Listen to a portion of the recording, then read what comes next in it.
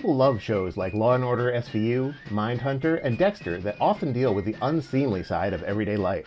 Those stories, popular as they are with audiences, are built on a dark legacy of truth, what we call true crime. Well, it would take a whole school of psychologists to understand why we love these stories. It takes just one good storyteller to grab your attention. And William Phelps is just one such writer. A Connecticut native, New York Times bestselling author, and successful podcaster, he joins us today in the Municipal Voice. The Municipal Voice is the Connecticut Conference of Municipalities podcast in collaboration with WNHH LP 103.5 FM. I'm your host, Matt Ford. As always, be sure to give us a like and let us know what you're thinking in the comments. CCM's Municipal Voice podcast continues to present a key forum on important state-local issues. The views expressed do not necessarily reflect the consensus views of CCM or member municipal leaders.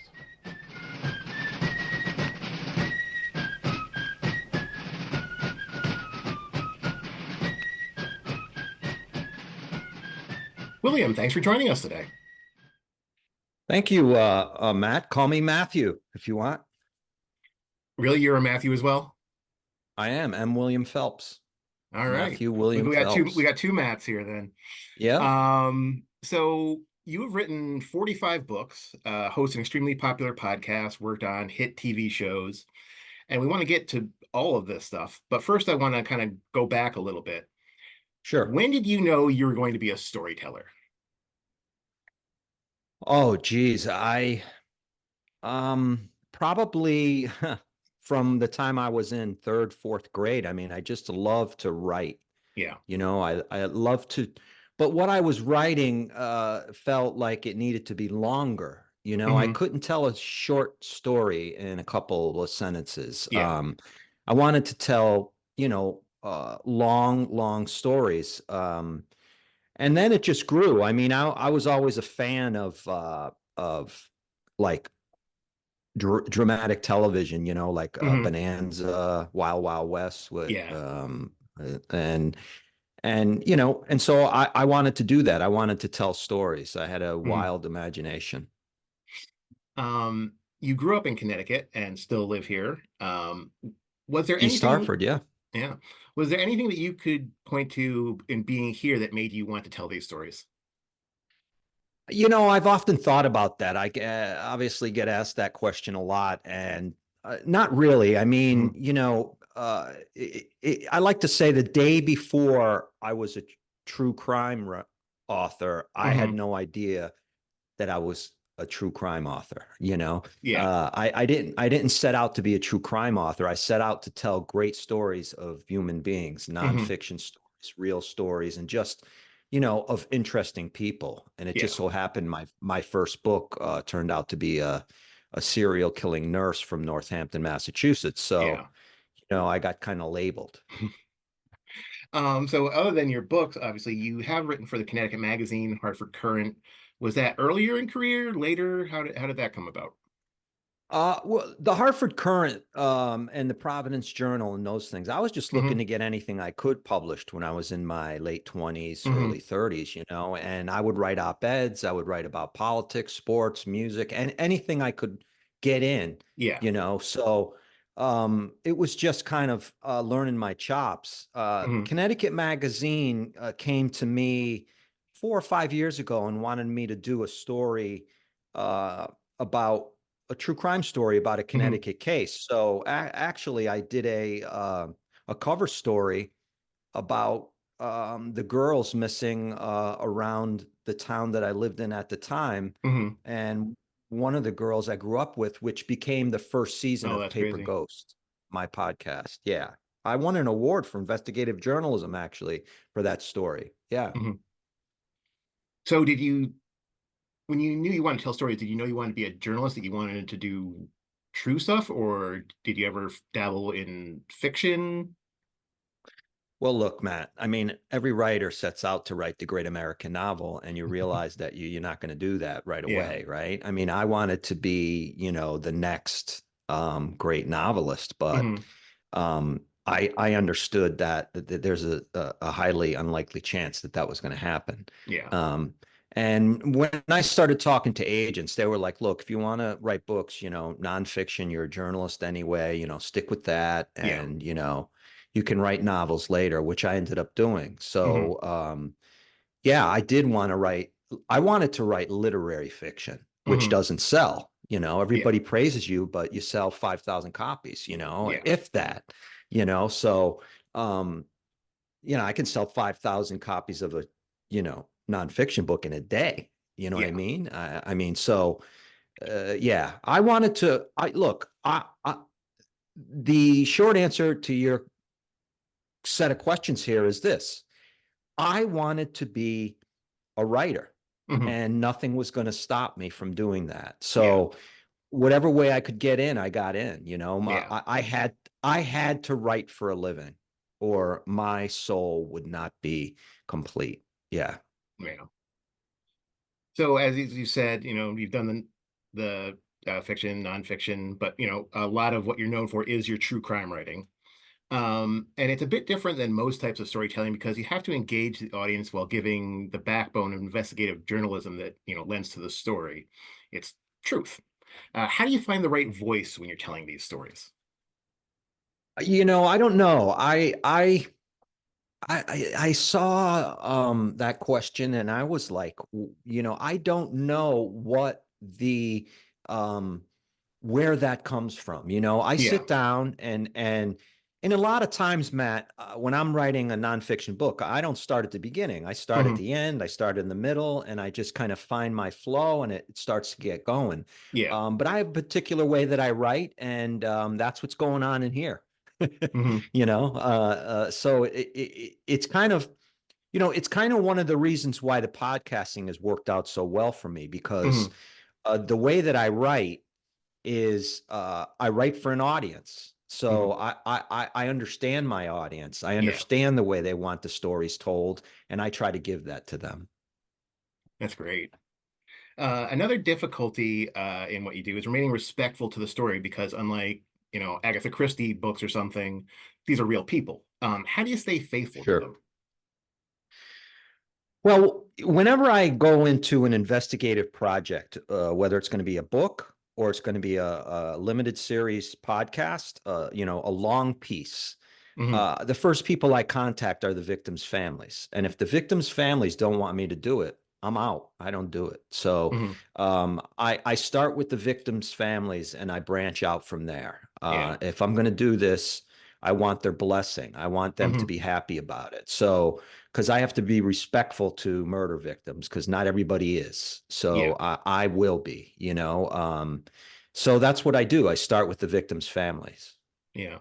And I think playing into that, being respectful of the families, whenever there's another burden, which is on yourself, which you've written about. You had an incident that a Yeah. friend called "dining with the devil." Uh, a pre-said was a Yeah. warning. How do you handle the burden of all these stories? Yeah, that quote you mentioned is interesting because I was beginning an interview with a very famous serial killer, Hmm. and a forensic psychologist friend of mine said, listen, the devil knocks at your door and you invite him in to dine. You better be ready. Yeah. And I kind of laughed, Hmm. um, and and uh, I ended up interviewing that serial killer for like 11 years. I Yeah. mean, so uh,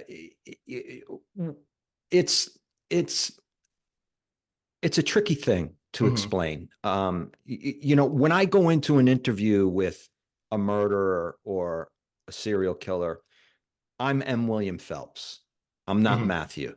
You Yeah. know, I'm not the guy who's working in his garden or, playing his guitar or whatever. I Hmm. am M. William Phelps. And M. William Phelps, the only thing about him that you need to know is that he is writing the story. He is Yeah. interviewing you.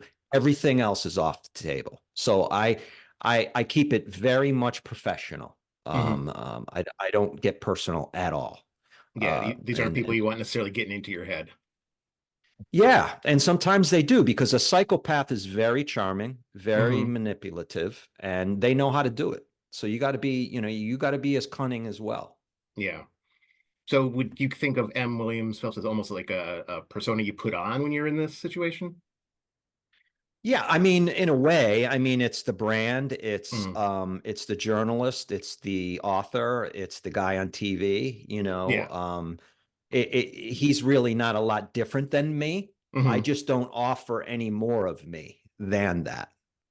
There's a few times when you've, done stuff other than true crime. One of which will likely resonate with a lot of listeners. You consulted on the TV show Dexter, who was a fictional serial killer, known Yeah. for his attention to detail. What was your role, and how did your expertise translate to someone like the lead character, Dexter? Well, what I did on that show was before the show even started to air, before the first season even started to air, they came Hmm. to me and asked me to construct some crime scenes for them. Hmm. Legitimate, real crime scenes they wanted. And Hmm. then they asked me to take those crime scenes and turn it into a kind of a contest that they could use in order to promote the show. Okay. So I commented on, they would ask me questions about blood spatter and is this right? Is that right? Hmm. So in general, it's a general kind of consulting over just, they needed to know from an expert Yeah. what an actual scene looked like when they were starting out. And, I mean, there's a longer story involved there. Yeah. I ended up What saving was the them contest to, a, for the people to figure out what the crime was, like how to solve it? Was well, this is the interesting part of it. So they Yeah. come to me and they say, listen, we we've designed this contest where in the back of 5 semi tractor trailers, Hmm. they're going to be glassed in, and they're going to be like in Times Square, in L.A., in Chicago, in Miami, in these big Okay. cities, and there's going to be a crime scene in there. And what Hmm. we want you to do is we want you to get 5 serial killers, famous serial killers, Hmm. and you design the scene, and then you know who did it, and the people would come up and they'd guess who did it. And if they Hmm. guessed right, their name went into a box for a new car. Okay. Okay. So So were I you said, so recreating I, real scenes, or were you well, creating scenes like using their MOs? well, that's what they wanted. They wanted Mm. real scenes. And I said to them, I said, all right. So I said, so what you're going to do is you're going to put real victims of a real murder in Times Square, and you're going to have a contest about that. I Mm. said, that defines the word insensitive to victims' families. I Yeah. said, how about this brilliant idea? I said, how about I create the crime scenes and I create 4 fictional murderers, Hmm. and Dexter is also one of those murderers if we're going to promote the show, So and they, so one oh, of the that's trailer, oh, one of the rooms, the scenes was actually Dexter's. every one of them Dexter did. That Okay. was that's what it turned out to be, Oh, that so was it the was secret. They just, were all Dexter. Okay. and they That's were really all cool. Dexter, and you had to figure out how he did it. And they also did an interactive website with everything I created, so you can go Yeah. online and enter the contest. But so yeah, so it was really interesting Yeah. what they asked me to do. Was that your first foray into TV stuff, or? No, I had been doing TV for a while, just Mhm. writing, producing, and just kind of being an expert on different shows, But it was So my you were already first. kind of known as the go-to guy for crime, true crime Yeah, I stuff. was. I was definitely one of the go-to guys for true crime at the time. Yeah. Yeah.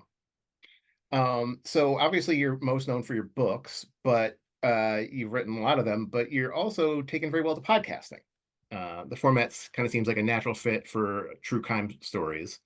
And in fact, many of the big hits of podcasting like Serial and S-Town are true crime stories. What drew you to the tradition of oral storytelling? Do you feel like it's different from writing a book? Oh, it's much, much different. For me, it's much, much harder. It's more Hmm. difficult because you don't have the space that you do in a book. Um, I think coming to podcasting was just a natural order of things. I had been Hmm. writing these books. I had been doing TV. I had been writing TV, producing TV. So the two things kind of came together, and then Yeah. podcasting blew up, and companies started coming to me, and it was just a natural fit. But it is a lot harder to tell the stories because you're telling it only with audio. So, Hmm. you have to the writing needs to be a little, it's the same type of writing as I would do for a book, just a lot different, if that makes Hmm. any sense. And it's a lot shorter. Yeah. And so you have to get right to your point, and you're using a lot more voices in a podcast than you are in a book. I Hmm. wouldn't quote it as much in a book as I do in the podcast. Yeah. Do you ever start a story not knowing whether or not it's going to end up being in a book or on the podcast? Like, does the type of story kind of determine where it goes, or is it just whatever you're working on at the No, time? no, it's when I do a book or a podcast for Paper Ghosts, not for my weekly show, Crossing the Line with M. William Phelps, that's a different type of podcast. It's kind of Okay. a more talky podcast. Hmm. It's weekly, it's a different story every week. Whereas Got Paper it. Ghosts is a limited series, 8, 10 Hmm. Hmm. episodes. Okay. So when the stories I choose for podcasts, I've already been investigating those for many years. I mean, I've Hmm. already been deeply immersed in them, and I decide this is good for a podcast. Books also, I've already been investigating the story for a couple of years before I sit down and write a book, just to make sure that I really want to do this. Yeah. So you're gathering up and finally get to a point where you feel like you've got enough and it's relevant and it's to bring it out, to flush it out and do it. Yeah, exactly. Exactly. It's all about access for me. For a lot of people, it's not, but for me, it's about access. It's about people who are available to be interviewed. It's about the victims' families, and it's about, can I tell this story as complete as I want it to, book or Hmm. podcast? You are listening to the Municipal Voice on WNHH 103.5 FM. Your big kind of hit podcast so far was Paper Ghosts, which premiered in Yep. August of 2020, discussing several murders in Connecticut. What drew you to this Right. story? Well, what drew me to that story is I had been investigating the missing girls from Talon County, Connecticut for 10 Hmm. years before I started doing the podcast. Hmm. I knew the families. One of the girls missing, Lisa White, her Hmm. mother had come to me and asked me to investigate that 10 years before. She said, look, everyone's given up. I know you can do it. I knew her. I went to school with Lisa White's sister, April. Lisa White was my age. She went to the same school system I did, and she disappeared when she was Hmm. 13.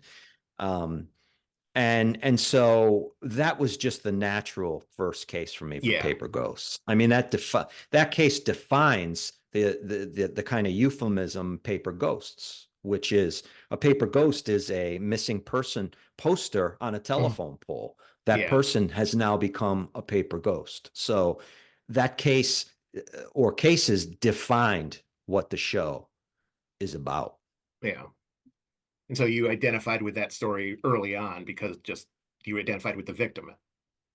The victims, and I had a lot of access. I knew a lot of the detectives who had Mm. investigated the case over the years. I mean, these were guys and gals I've seen around town. I Yeah. knew all the locations. I had a lot of sources. I had a lot of inside sources, unnamed sources. Yeah. So it was just a natural thing for me to do. Yeah. And how was it to research that? How did it feel to dig up new threads, new evidence? Well, it feels good in the sense that I'm bringing my goal when I do this stuff a lot of times is to bring answers to the families. That's why I Hmm. go to the victims' families first, and I tell them, look, um, it's likely I'm going to bring you answers. If I dig into this full time, 50, Hmm. 60, 70 hours a week for a year, I'm Hmm. going to find some new stuff. Yeah. And I want you to be prepared for that, whatever it is. So how does it feel? It feels great. It feels great that I'm able to move the needle on these Hmm. cases. I mean, I don't solve cases. I'm not a law enforcement. So Hmm. my goal is to move the needle, is to keep it going, get it out publicly, make sure people are aware of it, dig up new information, hand that new information over to law enforcement Yeah. and victims' families, and hopefully the case can get further. You Yeah. know. Are there any cases that you've helped with where your help has kind of helped solve something? Yeah. Yeah. I mean, this fourth season of Paper Ghosts, which Hmm. is airing now, which just won't, is live right now. The McDonald County Sheriff's Office in Missouri, Hmm. at a press conference about 3, 4 weeks ago, announced the killer of one of the girls in the podcast, and they said, we just want to thank M. William Phelps for his help on this and Oh, Paper wow. Ghosts. So that's got Yeah, to feel yeah. great. Yeah. Yeah, because of my presence, I was in the right place at the right time, and I was able to Hmm. get some information that really corroborated some stuff. So, yeah, it feels great. I always want to help. Yeah. That's my goal. I want to help. Yeah. Did you take some of your perspective from growing up here into the story? I know this town, I know these streets. Did that help you? Yeah, I mean, yeah. Whenever I do a case from Connecticut, it's always, I've written a couple of books about Connecticut cases, and it always helps to, grow up here, Yeah. and know the terrain, know the area, know what the killer is thinking. That's very Yeah. important to know what this killer is thinking, be it a serial killer or a one-off, Yeah. to get inside their head. And when I think the first or second episode of this season of Paper Ghosts, I'm out in the Ozarks and I'm fumbling around. I don't know what the hell I'm doing out Yeah. there, but here I am in the middle of the Ozarks, and but I figured it out. I spent enough time out there, I met enough people, and I figured it out, and that's part of what drives me, is Yeah. figuring things out. Yeah. Yeah. So as you said, this season's set in the Ozarks, and it's ranked one of the top podcasts overall in the country right now. Is there some relief in knowing that these stories are out there for people to hear, so you don't just have them so the victims get known? Yeah, that's really important. I mean, unlike a book, um, Paper Ghosts reach, the reach is in the tens of millions of people. Yeah. So any one of those people could have a missing piece of the puzzle Hmm. and not even realize it till they hear the podcasts. So that is really one of the benefits of this. Millions Yeah. of people are downloading this show. They're listening to this story. And Hmm. one of those people could be living in Alaska now, who lived in the Ozarks and left the day before the body was found and not even know this case exists, but could have Yeah. information. So that is really helpful. And I get emails, Facebook messages, social media messages every day Hmm. about new cases and about the case that's running now, Yeah. currently. So they're out, people are out there and they want to help, and if they have information, they come forward. Yeah. That's cool thinking about like figuring some of the stuff out almost by crowdsourcing. Yeah. Yeah. Yeah. It's like, I can wean out, the stuff that doesn't really help, but people Yeah. need to say it for some reason. But you never know what nugget's going to come in to connect, or should I say link's going to come in to connect that chain together, and bang, Yeah. you're looking at a murderer. You're Yeah. looking at justice after 30, 40 years. Yeah. Yeah. So nine times out of ten, it's not anything helpful, but that one time can be important enough that you have to look through them all and not just be like 99, I'd say 99 out of 100. 99%. Yeah. Yeah, it's being charitable. um, but I don't want to stop people from sending stuff in because everything is helpful. And it's also helpful to me to hear from people about cases. They Hmm. send in cases. My son, he fell in a river and they say he committed suicide, but I don't think he did. Can you look Hmm. into it? And So I get a lot of that as Yeah. well, and I check it out. I check it out. If I can help, I generally start looking into something. Matt, Hmm. the thing I do is when I'm doing this stuff is if I start looking into something and I'm meeting a lot of resistance, it depends on who the resistance is from. Hmm. Um, uh, I back away Yeah. because I'm not going to get far. But if I go into something and I'm moving along, moving along, moving along, and I hit resistance from certain people, then Hmm. I want to dig further Yeah. because now they're hiding something, right? So Hmm. it's a careful dance. You really got to know what you're doing with this stuff. It's I've just figured it out. I've learned to do it. No book, no nothing. I just kind of figured it out On on the my job way. training. Yeah. Yeah, yeah. Yeah. I Look, you suppose want there's it. no manual really for what you do. There's. There's really no manual for anything. Yeah. And the way I approach things is, if I want to be the best boxer, Hmm. I'm not going to study a book on boxing.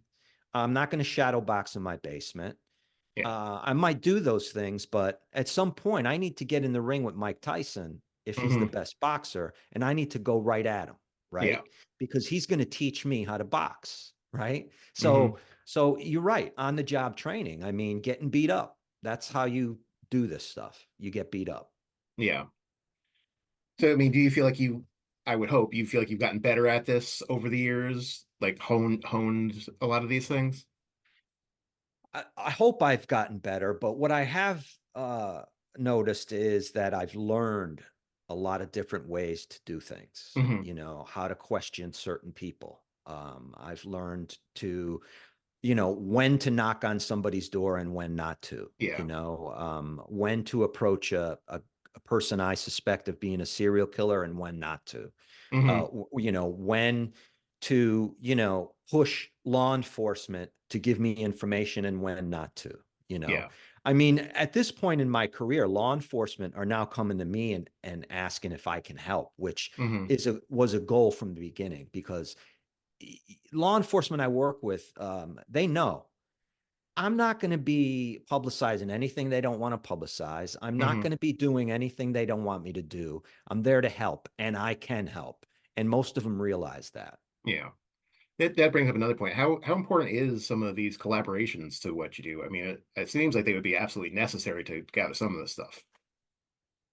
They are. You Yeah. get sources, sometimes unnamed sources in law enforcement, who feed you stuff because they know that it's just collecting dust, Yeah. right? They know it's collecting dust. No one's ever going to look at it. Here, let's give it to this guy. You didn't get it from me. Give it to this guy. He can go through it.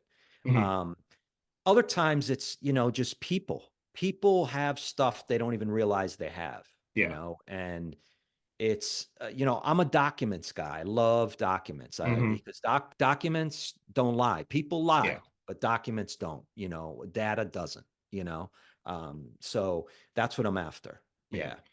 Do you think that some of the people that you talk to about these are more likely to talk to you because you're not law enforcement? I think that's a good point. A lot of people that I speak to have already gone through the law enforcement kind of grind, Hmm. and it's like, they're not helping, but you can help, so they're happy to see me. Yeah. I encourage people with uh, victims' families and friends of cold cases, that Hmm. because they all feel nothing's being done. And generally speaking, nothing is being done unless something is being done and something has come in. Yeah. I Something new. encourage, yeah, yeah. So I encourage them to, you know, uh, you put oil on the wheel, Hmm. but don't put oil on the wheel every day, because then the wheel will get, really tarnished and fall off. And Yeah. that's never good. So know when to push and when to sit back, Hmm.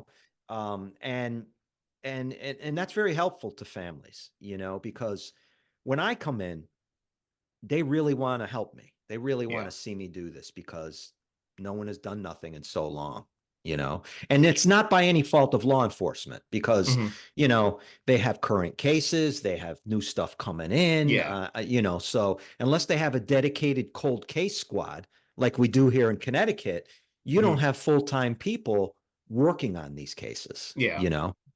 they get to them when they can, Yeah. so it's really good for me to come along and open it all up, and fresh set of eyes. I have no skin in the game. Yeah. I'm looking at this fresh. Hmm. Perspective. I'm not on one side or the other. I'm just looking to help to Hmm. get answers here. So yeah. Yeah. Yeah, that's interesting because, sometimes when you hear people talking about true crime as a genre, people talk about, is it exploiting people, victims and stuff like that. But it sounds like in some cases, without the interest, money, whatever that's generated by this genre, some of these cases would just not be getting touched. Like you, 100%, 100%. because it's your job to write these things, you have the time to dedicate to this deep, deep dive that a police officer with 30 cases might not have. That's a great point. I mean, and and I kind of just brush off the exploitive stuff because it's ad nauseum. It's just on and Mm, on and on and on.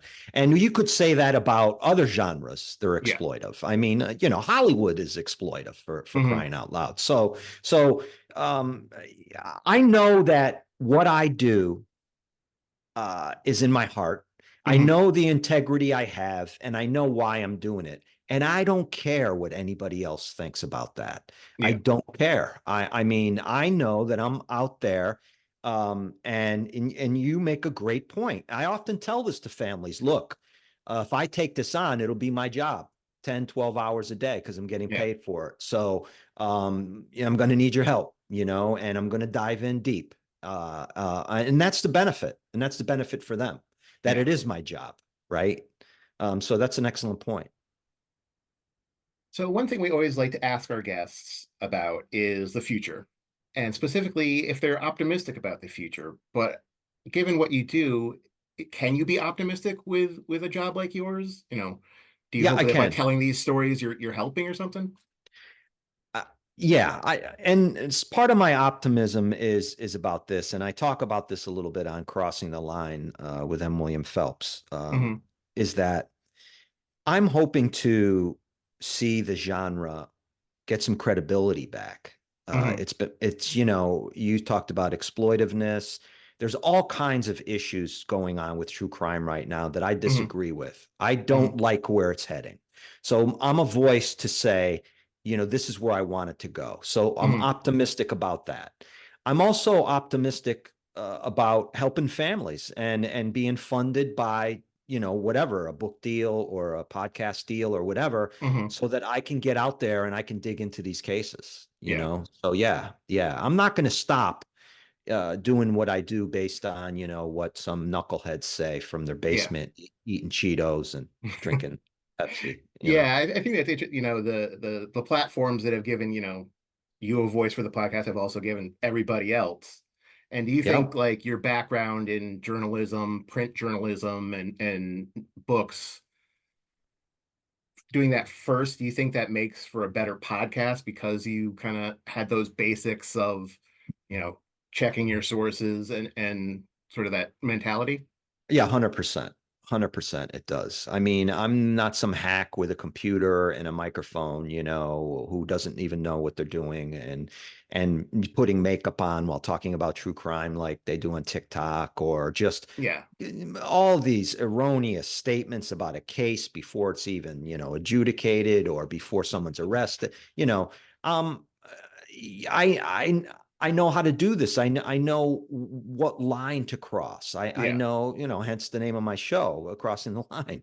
I know where I can take it, and I know where to step back.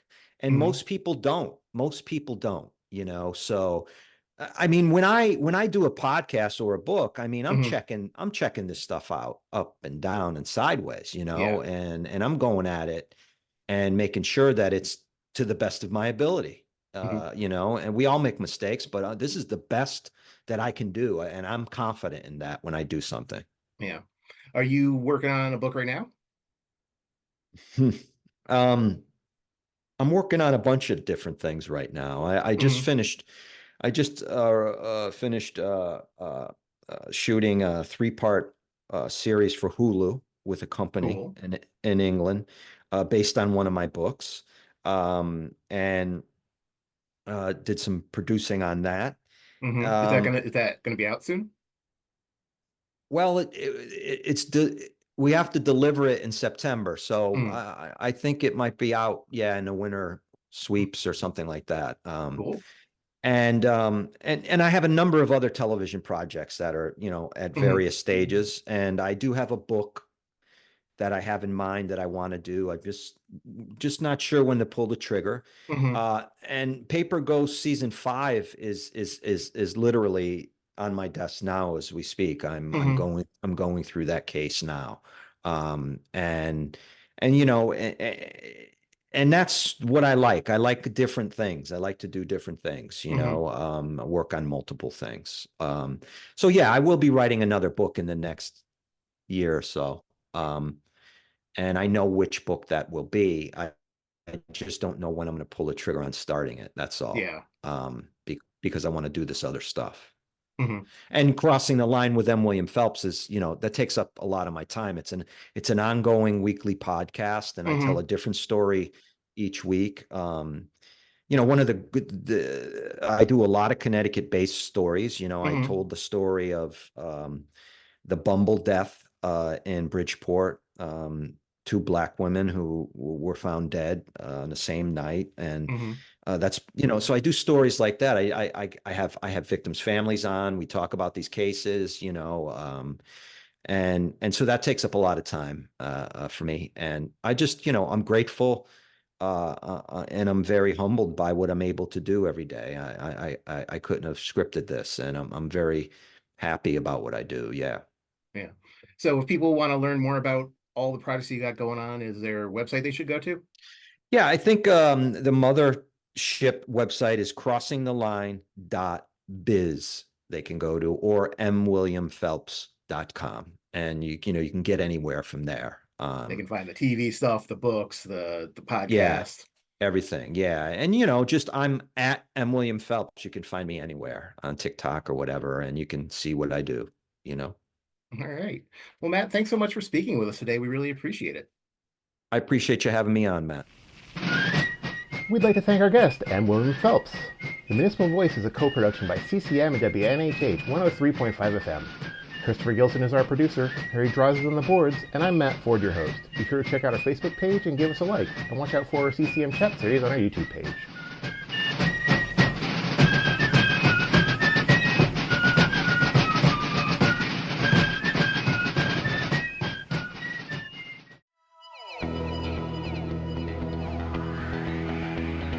Hi, my name is Tony Moran. I am the mayor of Mansfield, Connecticut, and I would like to invite you to join us on April 30th from 6 to 9 p.m. for a meeting of the 119K Commission, a CCM commission that is studying the problems of disconnected or at risk for disconnect children in the state of Connecticut. 119,000 kids are in this category, and there are plenty of them in eastern Connecticut as well. Anybody who is interested in education and children is invited to join us. I hope to see you there. Thank you.